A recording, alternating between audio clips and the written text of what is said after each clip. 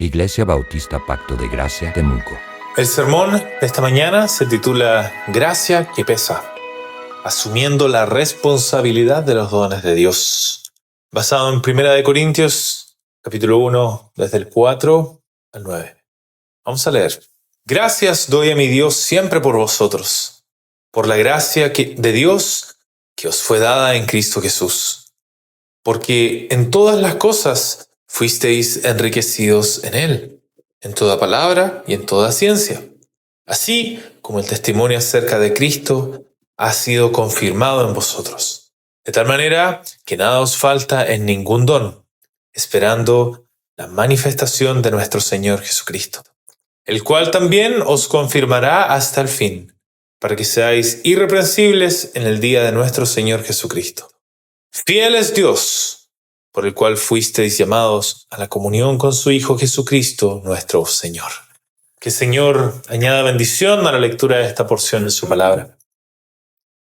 El sermón del día de hoy tiene como propósito que no interpretemos automáticamente los dones que Dios nos da como una señal de aprobación de nuestro obrar. Y esto es importante porque Dios es fiel y Dios provee a sus iglesias en Cristo, ¿ya? Les da todo lo que necesitan para cumplir su obra, de tal manera de que no les falte nada para servirles según su voluntad. Por eso, una iglesia puede verse a sí misma como una iglesia bendecida, no solo por provisiones materiales, sino que también por bendiciones espirituales. Puede tener la palabra, puede tener buena enseñanza, puede tener maestros fieles, puede tener servidores dispuestos, puede tener dones espirituales, oportunidades evangelísticas, recursos para edificación y fruto visible en distintas áreas. Pero precisamente ahí es donde aparece un peligro. Una iglesia puede mirar lo que Dios le ha dado y sacar una conclusión equivocada sobre su propia condición espiritual. El primer extremo es pensar, bueno, si Dios nos ha dado tanto, entonces necesariamente estamos bien en nuestro orar, estamos siendo fieles. Y en este extremo los dones se convierten en una especie de certificado de aprobación. La iglesia deja de examinar su obediencia tanto porque interpreta sus recursos, su actividad, su fruto visible como prueba de que Dios aprueba su estado presente. El segundo extremo es el contrario, mirar los pecados, los desórdenes y debilidades de una iglesia y concluir que entonces Dios no ha obrado realmente en ella. Y en este extremo los problemas presentes hacen que se desprecie la gracia que se recibió. Como si una iglesia necesitada de corrección no pudiera ser al mismo tiempo una iglesia verdaderamente alcanzada por Dios. Pero lo que vamos a ver es que ninguno de estos extremos es válido. El apóstol reconoce la gracia real que Dios dio a los corintios, esto es lo que vamos a ver, pero no usa esa gracia para justificar el desorden que ellos tienen. Observa los dones como dones de Dios, pero los ubica bajo Cristo, bajo la espera de su venida, bajo la fidelidad de Dios que confirma a su pueblo hasta el fin. Y lo que vamos a ver, por tanto, es que la salud de una iglesia no se demuestra simplemente por los dones que recibe, sino por cómo vive esa gracia en gratitud, obediencia y dependencia de Cristo. Y lo vamos a ver en tres partes. Primero, que la gracia recibida no es prueba de aprobación automática, sino motivo de gratitud y responsabilidad. Segundo, que los dones recibidos son evidencia de que Cristo confirmó su testimonio en la iglesia y por eso deben usarse conforme a ese testimonio mientras esperamos su manifestación en la segunda venida.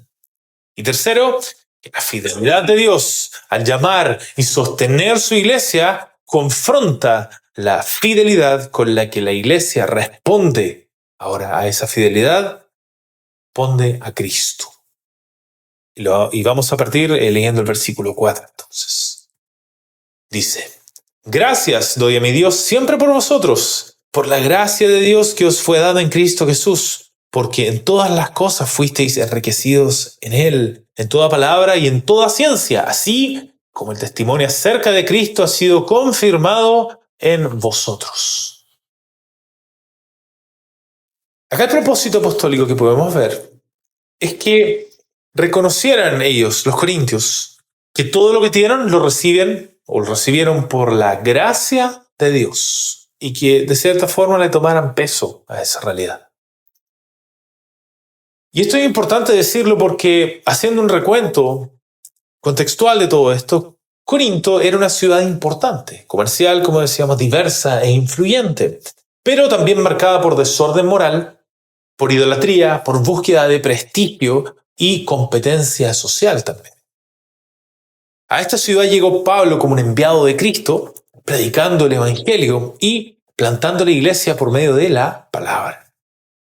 La iglesia en Corinto entonces nació cuando Dios salvó a judíos y gentiles mediante la predicación apostólica de Cristo. No por iniciativa humana, ni por una búsqueda espiritual neutral. Y Pablo permaneció ahí un tiempo considerable, enseñando la palabra y formando la iglesia desde sus primeros pasos. Por eso la relación entre Pablo y Corinto era fundacional. Dios lo había usado para llevarles el evangelio, establecerlos como iglesia. Después, otros siervos como Apolos también sirvieron a esa iglesia. Pero los corintios comenzaron a usar los nombres de los ministros para usar bandos.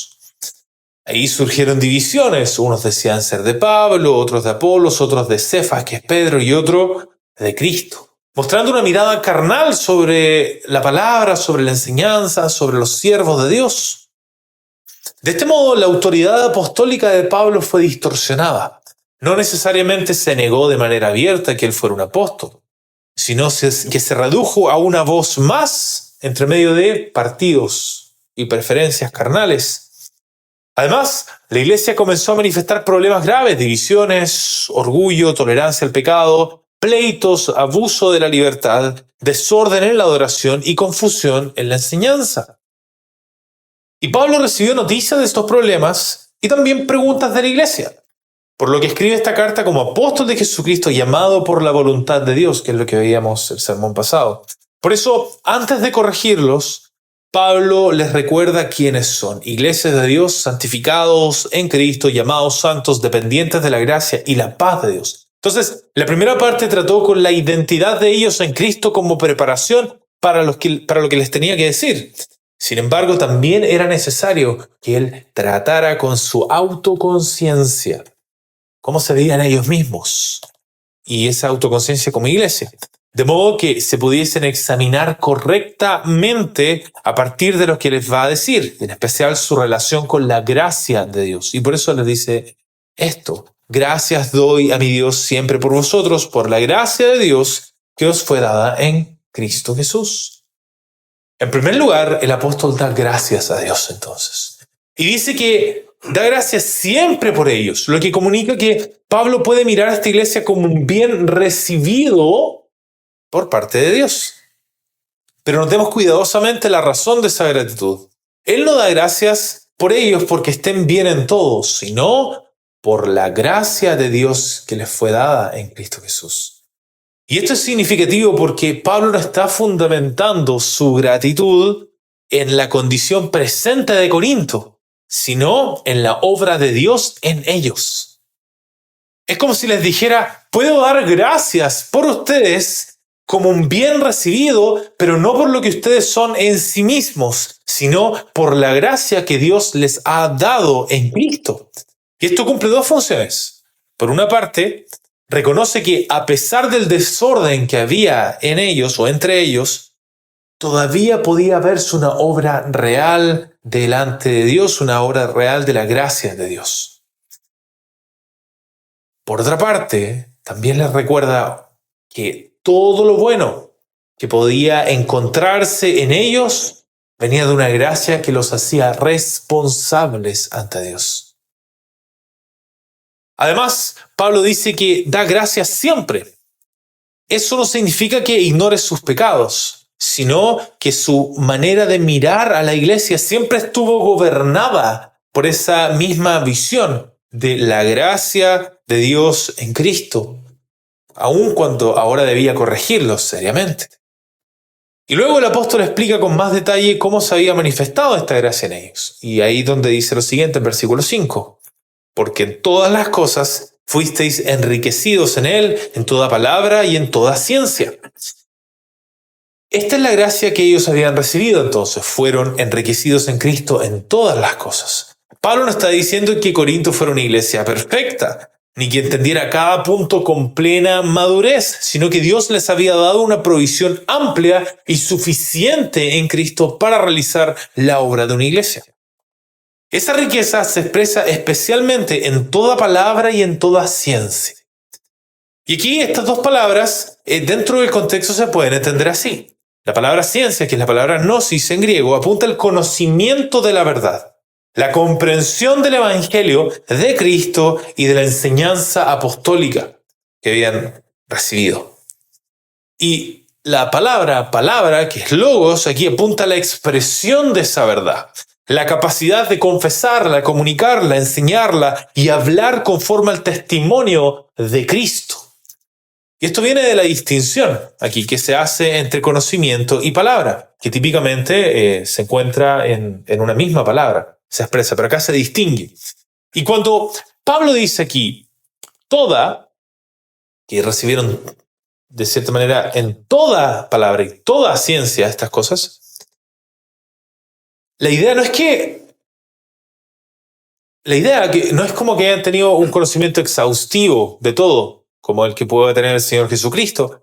La idea es que no les había llegado una parte aislada o incompleta de la enseñanza cristiana que ellos necesitaban, sino una visión general, suficiente y panorámica de la verdad apostólica. Dicho de otra manera, tenían la materia de la enseñanza cristiana y también tenían la capacidad para expresar esta materia, para enseñarla bien. Habían recibido verdad para entender y palabra para comunicar. Pero esto no significaba que estuvieran viviendo correctamente conforme a esa verdad. La carta va a mostrar que podían tener palabra, conocimiento y aún así necesitar corrección profunda. Por eso Pablo reconoce lo bueno que Dios les dio, pero al mismo tiempo pone sobre ellos una responsabilidad mayor. Si habían recibido tanta luz, no podían vivir como si esa gracia no exigiera obediencia. Y esto nos lleva al primer punto. La gracia recibida no es prueba de aprobación automática, sino motivo de gratitud y responsabilidad. Y nuevamente, ¿de dónde entendemos que esto es de cierta forma algo importante para el apóstol? En lo que viene después, porque luego los va a corregir. Esto está anticipando una corrección de muchas cosas en la iglesia. Entonces, en primer lugar, la gracia recibida no es prueba de aprobación automática, sino motivo de gratitud y responsabilidad. Número 1, entonces, ¿qué dones? Hablemos de los dones. ¿Qué dones provee Dios a la iglesia? ¿Ya? Podemos clasificarlos en 3. Número 1, dones de gracia salvadora.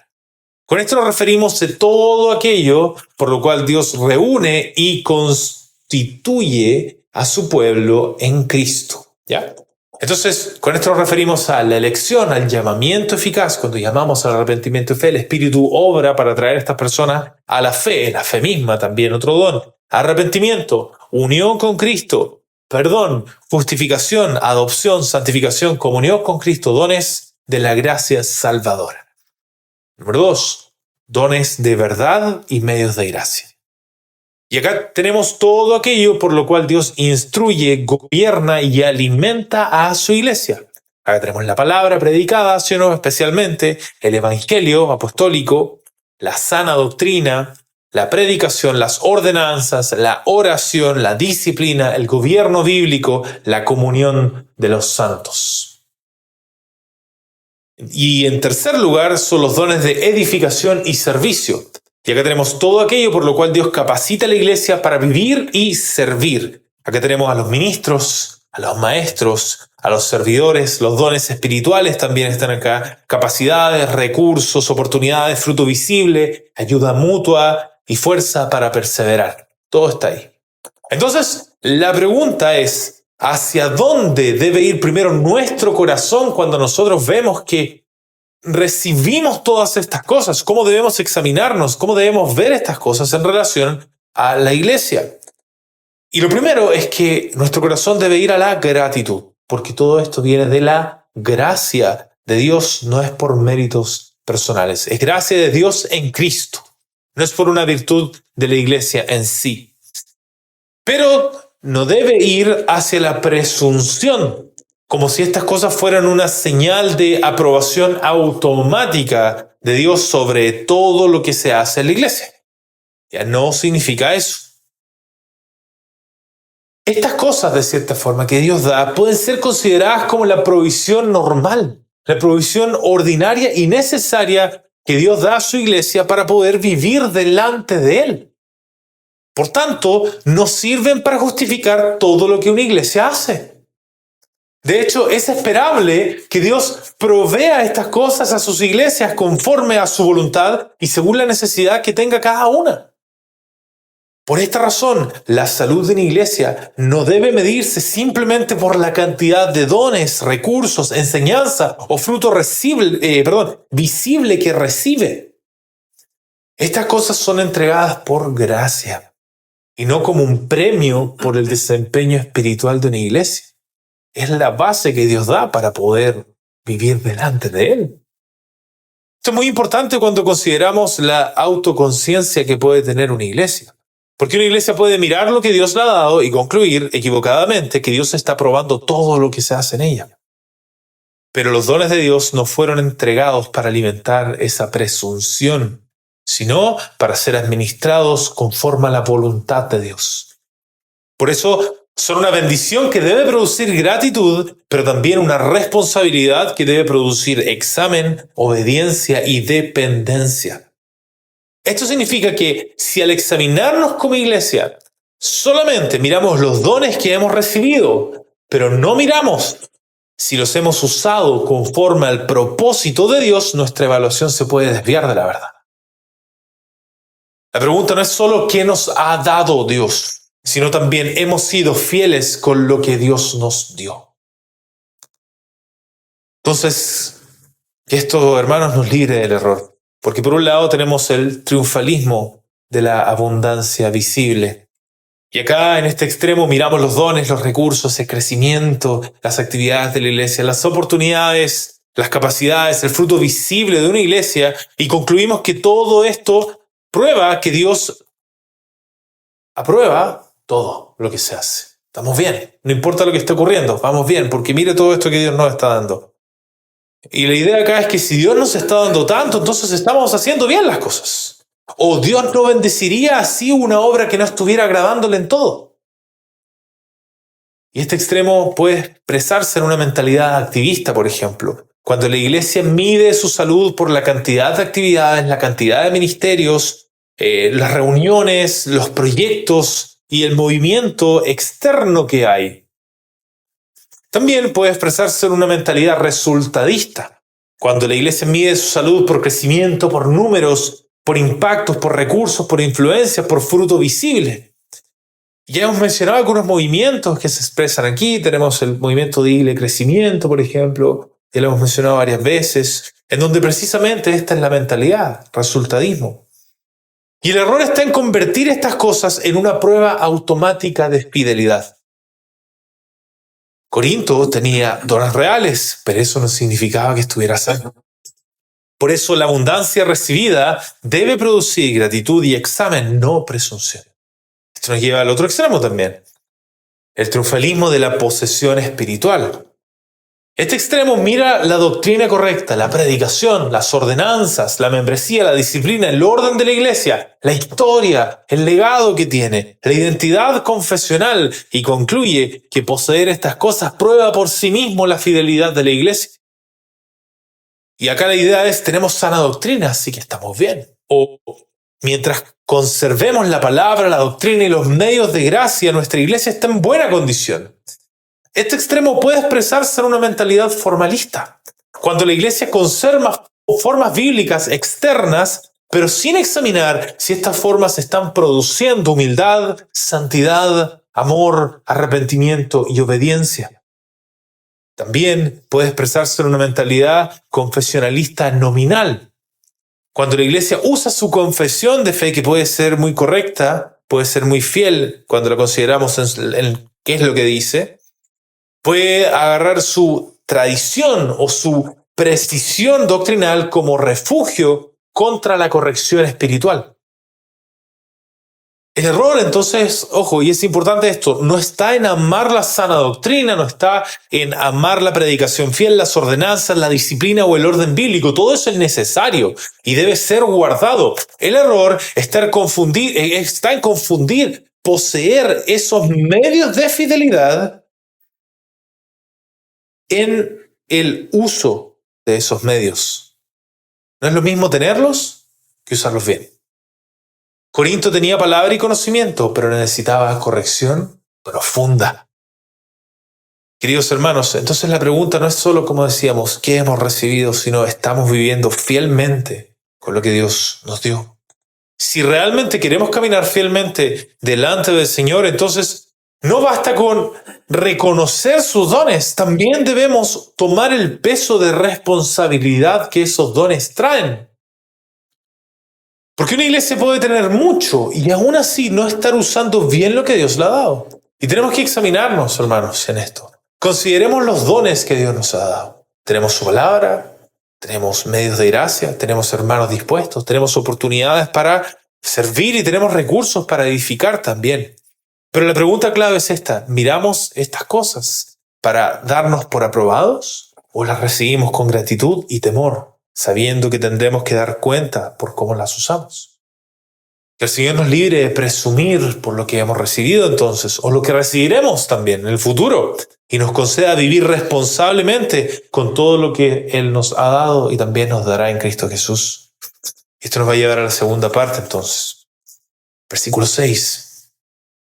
Así como el testimonio acerca de Cristo ha sido confirmado en vosotros, de tal manera que nada os falta en ningún don, esperando la manifestación de nuestro Señor Jesucristo, el cual también os confirmará hasta el fin, para que seáis irreprensibles en el día de nuestro Señor Jesucristo. Acá el propósito apostólico es que tuvieran en conciencia cuál era el propósito de esta gracia que habían recibido. Recordemos que la iglesia en Corinto estaba viviendo un serio desorden espiritual, nuevamente.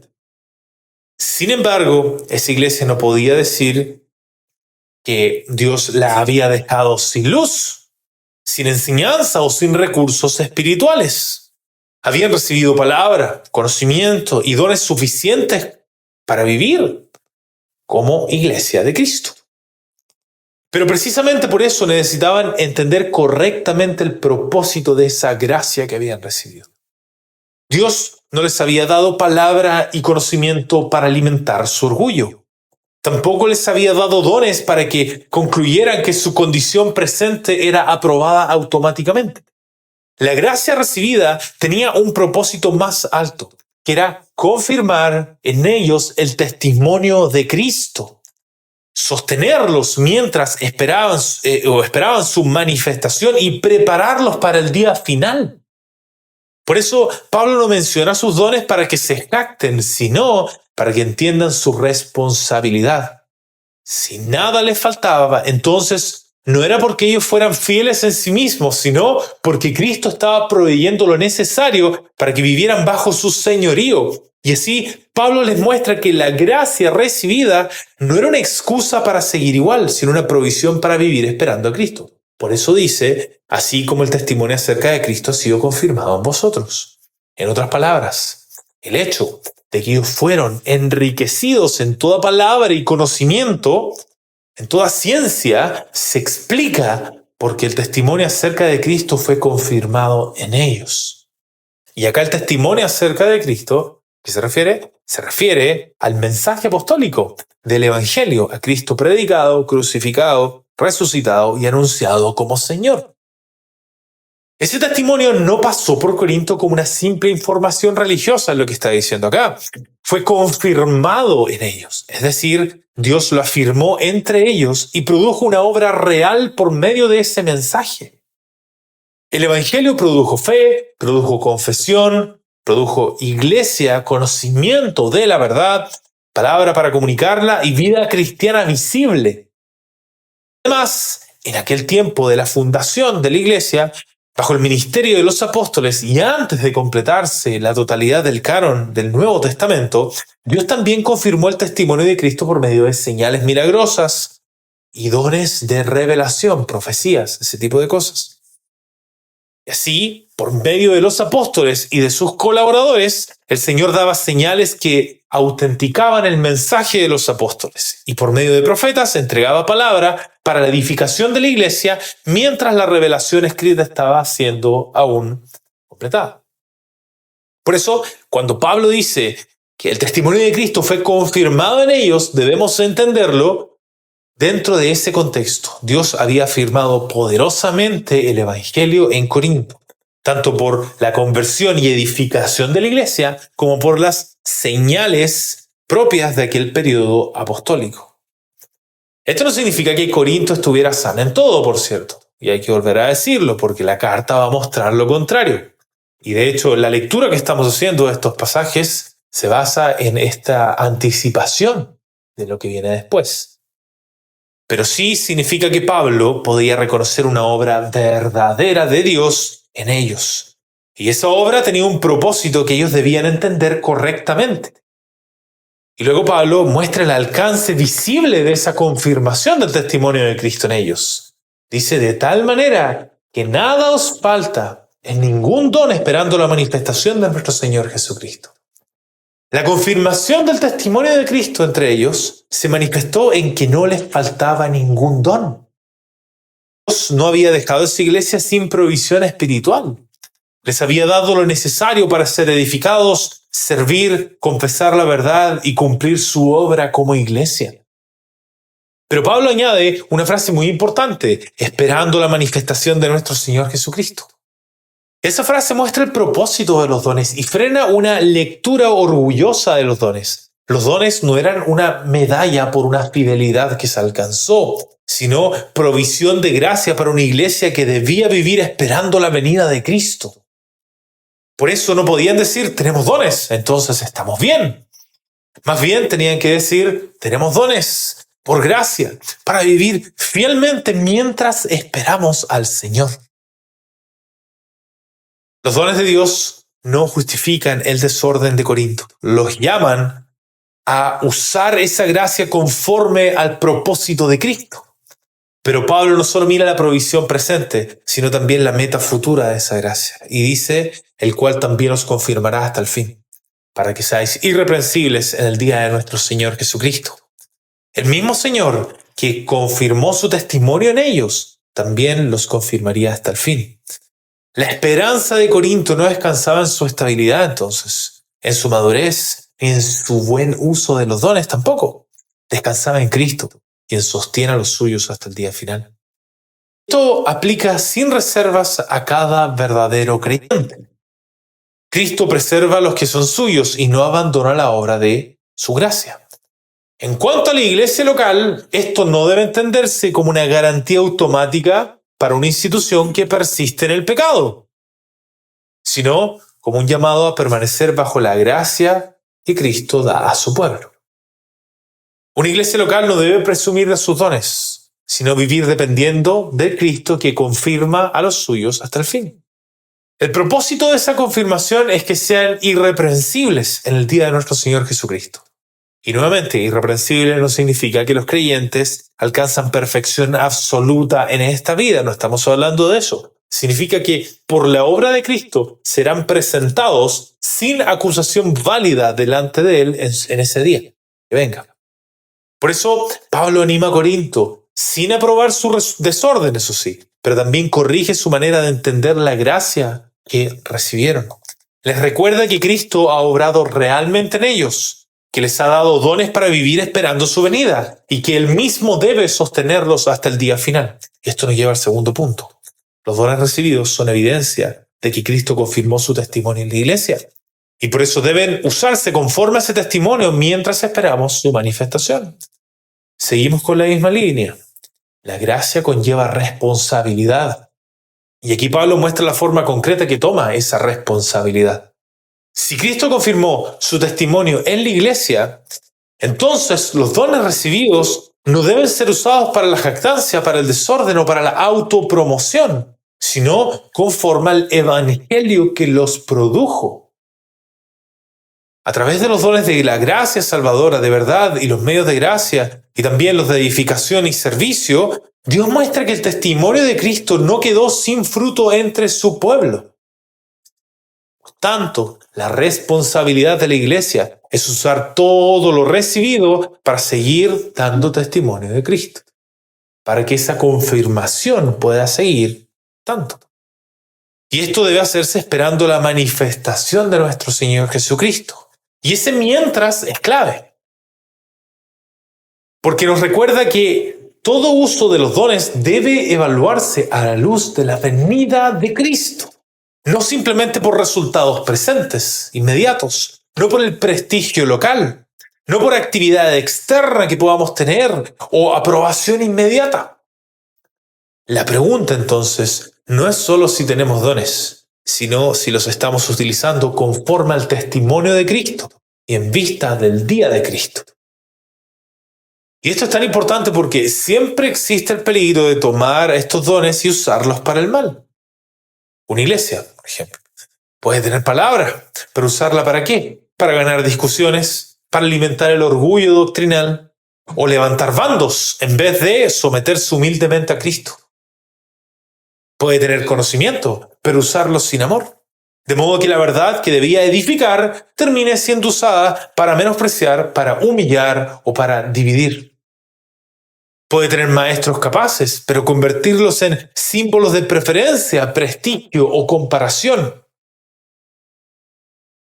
Como ocurrió en Corinto, Pablo, Apolos y Cefas. Puede tener recursos, puede tener servidores y oportunidades, pero usarlos para levantar una imagen de éxito. Miren qué bien nos va, miren qué buenos somos. Más que para servir a Cristo con sencillez y fidelidad.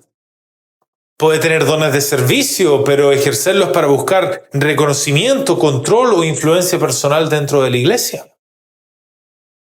Puede incluso tener fruto visible, pero interpretarlo ahora como una autorización para no examinar pecados, desórdenes o falta de amor.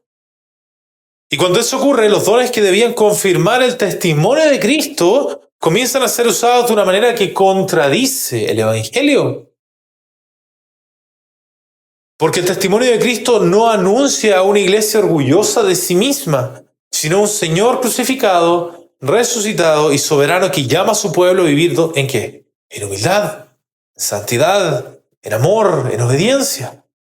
Por eso usar mal los dones no es un asunto menor.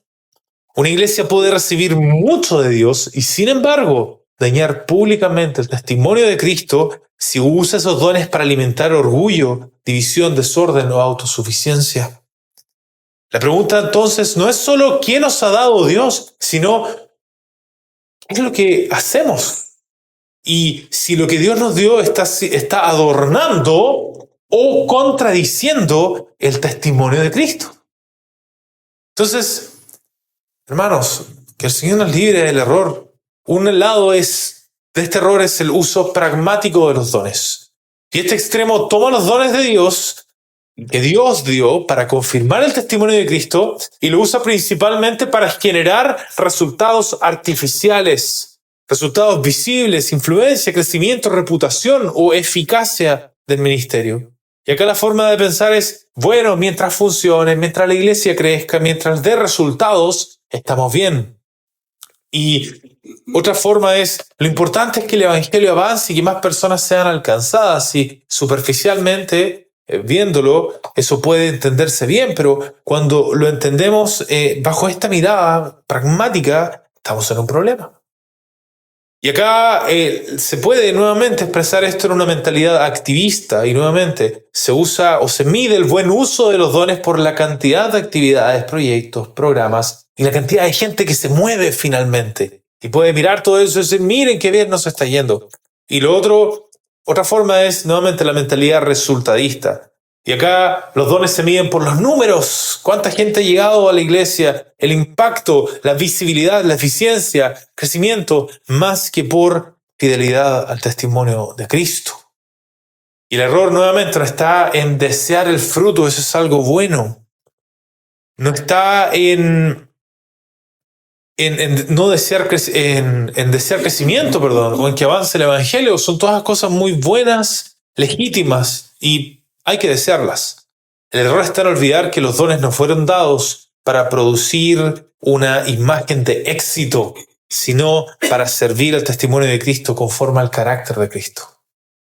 Si una iglesia usa sus dones para crecer, pero el camino alimenta orgullo, descuida la santidad, debilita la verdad o pisotea a las personas, entonces no está usando sus dones para dar testimonio de Cristo. Y en ese punto pierden su propósito. Así que hay que alejarnos de aquello. Pero también hay que alejarnos de un uso carnal de los dones espirituales. Y este extremo toma los dones que Dios dio para edificar a la iglesia y los usa para compararse, para tener prestigio, para tener control, para hacer competencia o afirmarse personalmente. Y acá la forma de pensar es, bueno, este don demuestra que somos más espirituales, más útiles, más importantes que otros en la obra. O de manera más con apariencia de piedad, la idea es, Dios nos ha dado algo especial, por eso debemos ocupar un lugar especial. Y este extremo puede expresarse en una mentalidad elitista ahora, cuando ciertos dones, maestros, capacidades o ministerios se convierten en símbolos de superioridad espiritual dentro de la iglesia. Y también en una mentalidad partidista se puede expresar, cuando los dones de Dios se asocian a personas, a grupos, a estilos o a preferencias y terminan levantando bandos en vez de edificar el cuerpo. Y el error no está en reconocer que Dios reparte dones diversos ni en honrar el servicio fiel de los hermanos. El error está en usar lo que Dios dio para exaltar al instrumento en vez de servir al Señor que dio el don y que usa ese instrumento. Y esto fue precisamente parte del problema en Corinto, que vamos a ir viendo. Tenían palabra, conocimiento y dones, pero los estaban usando en un ambiente de orgullo, comparación y división. Por eso todo don debe ser examinado por esta pregunta. ¿Está adornando el testimonio de Cristo o está contradiciendo al Cristo crucificado que decimos anunciar? Queridos hermanos, todo lo que hacemos con los dones que Dios nos ha dado debe orientarse a esa dirección. Dar testimonio de Cristo mientras esperamos su venida. No debemos vivir con una mirada a corto plazo, como si lo más importante fuera ver resultados rápidos, aprobación inmediata o fruto visible en nuestra propia generación. La iglesia vive esperando la manifestación de nuestro Señor Jesucristo y por eso debe usar sus dones a la luz de ese día. Y esto nos libra de usar la palabra, los ministerios, los recursos y las oportunidades según criterios carnales de éxito, de prestigio, de control o de comparación. Todos los dones que Dios nos ha dado son ¿para qué? Para reflejar la luz del Señor que viene y no para levantar una imagen de nosotros mismos. Y nuevamente tenemos que pensar a largo plazo. Una iglesia no vive una generación. Las iglesias deben proyectarse, ojalá, a millones de generaciones para adelante, todas las que se puedan. Así que lo que hacemos hoy quizás tenga fruto un siglo más adelante, por lo que nosotros podemos saber. Así que hay que pensar más allá y usar criterios más allá de los que se usan en este mundo, criterios carnales del corto plazo. Por eso no tenemos que preguntar solamente si esto funciona o no, sino esto da testimonio fiel de Cristo. Esa es la pregunta principal. No preguntamos solo si esto produce resultados, sino ¿esto será hallado fiel cuando el Señor se manifieste? Que el Señor nos conceda usar todo lo que hemos recibido conforme a su palabra, con humildad, con santidad, amor y esperanza, hasta el día de su venida, el día de Cristo. Y esto nos va a llevar a la última parte, versículo 9. Fiel es Dios por el cual fuisteis llamados a la comunión con su Hijo Jesucristo nuestro Señor. Acá el propósito es que entendieran que la fidelidad de Dios al sostenernos sostenerlos. No era una prueba de la fidelidad de ellos, sino un llamado a vivir a comunión con Cristo. Esto era algo de la fidelidad de Dios, primeramente. Y esto era importante porque con todo lo que los corintios habían recibido, podían interpretar sus dones, su palabra y su ciencia como señal de que estaban haciendo bien las cosas. Podían pensar que la abundancia espiritual que tenían era una confirmación de su propia fidelidad. Pero Pablo no quiere que confundan la fidelidad de Dios con la aprobación automática de su condición. Por eso, antes de corregirlos más directamente, cierra esta primera parte llevando la mirada de la iglesia al fundamento verdadero. Por eso dice, fiel es Dios, por el cual fuisteis llamados a la comunión con su Hijo Jesucristo nuestro Señor. Fíjense, Pablo comienza con una afirmación breve y fuerte. Fiel es Dios. Y esto es clave porque la seguridad de Corinto no descansaba en la fidelidad de Corinto, sino que en la fidelidad de Dios. Dios es fiel a su gracia, fiel a su llamamiento, fiel a sus promesas, fiel a la obra que comenzó en los suyos. Pero esa fidelidad no debe usarse como una excusa para el desorden. Dios no es fiel para confirmar a su pueblo en el pecado, sino para sostenerlo, corregirlo y llevarlo hasta el fin en Cristo. Por eso, fiel es Dios. Es al mismo tiempo un ánimo y una confrontación. Es un ánimo porque una iglesia débil y necesitada de corrección no debe pensar que Cristo la ha abandonado. El Dios que los llamó no los dejará a mitad de camino, sino que seguirá obrando en ellos conforme a su gracia. Pero también es una confrontación, porque quita toda jactancia. Si ellos tenían dones, palabra, ciencia y provisión espiritual, eso no probaba que ellos fueran fieles, sino que Dios había sido fiel con ellos. En otras palabras, podían estar interpretando como recompensa por una obra bien hecha lo que Dios les había dado como provisión para una vida que todavía necesitaba corrección. Y luego Pablo recuerda la causa de esa seguridad, por el cual fuisteis llamados. Es decir, Dios fue quien los llamó eficazmente por medio del Evangelio. Él inició la obra. Ellos no llegaron a Cristo por iniciativa propia, ni se hicieron iglesia por su propia capacidad. Fueron llamados por Dios a una realidad mucho más alta que sus dones, a la comunión con su Hijo. Y esa es la meta del llamamiento, no simplemente tener dones, no simplemente tener maestros, no simplemente tener conocimiento, sino vivir en comunión con Cristo. Y observemos acá, y nuevamente es importante enfatizar esto, Dios los llamó eficazmente y Él los conformó, los constituyó como iglesia. Y esto nuevamente enfatiza que esto es fidelidad de Dios desde el día 1. Entonces, esta es la meta del llamamiento, como decíamos, la comunión con su Hijo. Y para eso está la iglesia. Por eso, sus dones debían ser evaluados desde esa comunión. Si sus dones los llevaban al orgullo, a la división, al desorden, entonces estaban usando mal lo que Dios les había dado. Y es significativo que Pablo nombra al Señor de manera tan completa. Observemos esto, dice, su Hijo Jesucristo nuestro Señor. Su Hijo muestra esa relación única y eterna de Cristo con Dios. La comunión de la iglesia entonces no es con una idea religiosa, sino con el propio Hijo de Dios. Jesucristo identifica al Hijo como Jesús, el Mesías prometido, el ungido, el Cristo predicado por los apóstoles. Y nuestro Señor afirma que su autoridad es sobre la iglesia. Corinto entonces no pertenece a Pablo, ni a Apolos, ni a Cefas, ni a sí misma, pertenece al Señor. Y así Pablo cierra esta sección llevando a Corinto al centro de todo. El centro de la iglesia no son sus dones, sus ministerios, su conocimiento, ni su condición presente. El centro de la iglesia es la comunión con el Hijo de Dios, Jesucristo, nuestro Señor. Por eso, la fidelidad de Dios no justifica el desorden en la iglesia. La llama a vivir conforme a ¿quién? El Señor. Conforme a Cristo, en quien fue llamada y por quien será sostenida hasta el fin. Y esto nos lleva al último punto. La fidelidad de Dios al llamar y sostener a su iglesia confronta la fidelidad con la que la iglesia responde a Cristo. Con la que la iglesia responde a Cristo. ¿Qué nos referimos con fidelidad? En primer lugar, fidelidad es la constancia íntegra con que una persona permanece conforme a su palabra, a su compromiso y a la relación que ha asumido delante de Dios.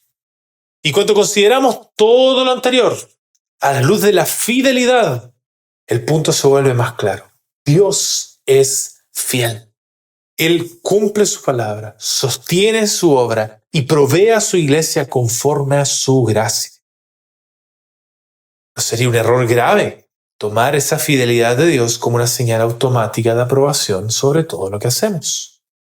Porque el fin de la gracia recibida no es simplemente que tengamos dones, recursos, palabras, conocimiento o fruto visible. El fin es que vivamos en comunión con Dios por medio de su Hijo Jesucristo nuestro Señor. Por eso, la fidelidad de Dios no debe llevarnos a presumir, sino que a examinarnos. Dios nos llama, Dios nos sostiene, Dios nos provee con un propósito, que respondamos a Cristo en gratitud, obediencia y dependencia. Y aunque nuestra infidelidad no anula la fidelidad de Dios, sí nos deja sin excusa delante de Él para vivir en desorden, para vivir en contra de lo que Él mismo nos ha enseñado. Porque Dios no es fiel para confirmar nuestro desorden, como decíamos, sino para llevarnos a vivir conforme a la comunión de su Hijo, con su Hijo. Por tanto, la pregunta final no es solo si Dios ha sido fiel con nosotros, que ciertamente lo es, sino también estamos respondiendo fielmente al Dios que nos llamó, a Cristo. Que el Señor nos libre, hermanos, del error en este punto. Por un lado es esta presunción institucional sobre la fidelidad de Dios. Y acá la forma de pensar es tomar la fidelidad de Dios como si fuera una garantía automática de que una iglesia local permanecerá fiel, aunque no responda fielmente a Cristo. La manera de pensar aquí es, Dios es fiel, así que nuestra iglesia no puede caer, más allá de lo que hagamos. O el Señor comenzó esta obra, por tanto, Él no permitirá que esta iglesia se desvíe, aunque tengamos desórdenes que corregir. Y acá podemos pensar, y acá se puede llegar a una mentalidad institucionalista, cuando una iglesia descansa en su historia, en su confesión, en sus dones, sus ministros o su identidad local, como si estas cosas la protegieran automáticamente de la apostasía, de finalmente abandonar la verdad del Evangelio y el testimonio de Cristo completamente. Y también puede expresarse en una mentalidad conformista, y es cuando la iglesia se acostumbra al pecado, se acostumbra a la frialdad, a la división o al desorden, apelando a la paciencia de Dios para no arrepentirse con urgencia. Entonces dice cosas como, esto es clásico de las iglesias, en toda iglesia ocurren estas cosas graves, ¿no? Pero ellos no la ven grave, la ven como la normalidad de la iglesia. Y no hay urgencia para arrepentirse de ellas y para volver al camino del orden de Dios. Y el error no está en confiar en la fidelidad de Dios. El error está en aplicar esa fidelidad como si fuera una promesa incondicional para toda institución visible. Entonces decimos esto, Dios preserva infaliblemente a sus elegidos, pero una iglesia local puede apostatar por infidelidad humana. Por eso la fidelidad de Dios no debe usarse para negar el peligro real de una iglesia que deja de vivir en comunión con Cristo.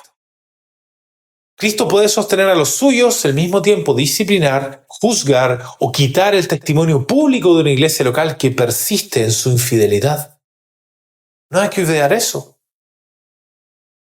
El otro extremo es la autosuficiencia de la fidelidad humana. Y acá se ve correctamente que una iglesia local puede caer por infidelidad, pero concluye erróneamente que la permanencia de la obra depende finalmente de la capacidad humana, de las estrategias, del control. Y la forma de pensar aquí, si nosotros no sostenemos esta iglesia con nuestros medios, todo se perderá. O de manera más piadosa, con apariencia de piedad, debemos ser fieles para que Dios pueda seguir sosteniendo esta obra. Y este extremo puede expresarse en una mentalidad, como decíamos, controladora, cuando líderes o miembros actúan como si la seguridad de la iglesia dependiera principalmente de su vigilancia, de su estrategia, de su orden, de su capacidad, donde no hay mansedumbre para esperar la soberanía del Señor mientras se usan sus medios. Y también puede expresarse en una mentalidad legalista, cuando la iglesia comienza a relacionarse con Dios como si su favor dependiera de su desempeño. Y no estamos hablando de que esto se confiese de manera formal o se enseñe del púlpito, hablamos de lo que ocurre en la práctica. El error, nuevamente, no está en tomar en serio la responsabilidad humana, que sí la tenemos. Una iglesia debe velar, debe arrepentirse, debe obedecer, debe perseverar. El error está en convertir la fidelidad humana en el fundamento último de la iglesia. La fidelidad humana es necesaria como respuesta real a la gracia de Dios, pero nunca es la raíz que sostiene la obra de Dios. Por tanto, una iglesia local puede apostatar por infidelidad humana, pero cuando una iglesia persevera porque Dios ha sido fiel en sostenerla por su gracia, no por la mera fidelidad humana. Así se mantiene la armonía, entonces. La fidelidad de Dios no elimina la responsabilidad de la iglesia de la iglesia no reemplaza la fidelidad de Dios. Dios es fiel en llamar, en proveer, en sostener, pero la iglesia debe responder fielmente a esa gracia. Si una iglesia desprecia esa gracia, puede caer. Si una iglesia persevera, no debe gloriarse en sí misma, sino en el Dios fiel que la sostuvo. Por eso la pregunta final no es solo si Dios ha sido fiel con nosotros. La pregunta también es, ¿estamos siendo fieles con lo que Dios nos ha dado? Porque los dones recibidos no garantizan la permanencia fiel de una iglesia local. Solo una iglesia que vive en gratitud, obediencia y dependencia de Cristo puede usar correctamente la gracia que ha recibido. Queridos hermanos, la pregunta clave entonces es esta. ¿Estamos dispuestos a ser corregidos aun cuando muchas cosas parezcan estar bien alrededor nuestro? Porque una iglesia puede caer en la tentación de decir, miren todo lo que tenemos en Dios, ¿cómo podríamos estar mal? ¿Cómo podría alguien decir que necesitamos corrección? ¿Cómo podría decir alguien que tenemos algún problema grave cuando vemos todo lo que tenemos? Pero aquí debemos distinguir cuidadosamente. Una cosa es que Dios, por su fidelidad, haya confirmado el testimonio de Cristo entre nosotros y nos haya dado dones, nos haya dado palabra, medios de gracia, hermanos, oportunidades, fruto visible, vidas cambiadas. Pero otra cosa distinta es que nosotros estemos siendo fieles con lo que Dios nos ha dado. No podemos confundir la fidelidad de Dios en proveer con nuestra fidelidad en responder. Porque cuando una iglesia confunde estas cosas, empieza a bajarle el perfil al pecado, al desorden, a la falta de amor, a la falta de obediencia o a la falta de dependencia en Cristo. Y ese es un camino peligroso, porque una iglesia puede haber recibido mucho de Dios y sin embargo desviarse si usa esa gracia para presumir en vez de arrepentirse. Por eso no debemos decir Dios nos ha dado mucho, entonces no necesitamos corrección. Más bien debemos decir Dios nos ha dado mucho, por tanto debemos examinarnos con aún mayor seriedad. Que el Señor nos conceda entonces no presumir de su fidelidad, sino responder fielmente a ella, en comunión con su Hijo Jesucristo, viviendo siempre ahí, reconociéndolo como nuestro Señor. Hermanos, entonces concluimos así. Dios ha sido fiel en darnos gracia, palabra, dones, medios y oportunidades. Por eso no debemos mirar lo recibido con presunción, sino con gratitud, número 1. Número 2. Esta gracia recibida pesa, porque todo lo que Dios nos da debe ser utilizado conforme al testimonio de Cristo, que Él confirma a través de esto. Y esto todo mientras esperamos su venida, teniendo nuestra mente no algo al corto plazo, sino la venida del Señor. Y tercero, no debemos confundir la fidelidad de Dios con la aprobación automática de nuestra condición. Más bien, respondamos a su fidelidad con obediencia, humildad y dependencia de Cristo. Hermanos, recibamos esta gracia que pesa entonces. No como una carga que nos aplasta, sino como una bendición santa que nos llama a volver a Cristo, a examinarnos delante de Él con seriedad y usar todo lo que hemos recibido para su gloria. Que el Señor entonces confirme esta enseñanza.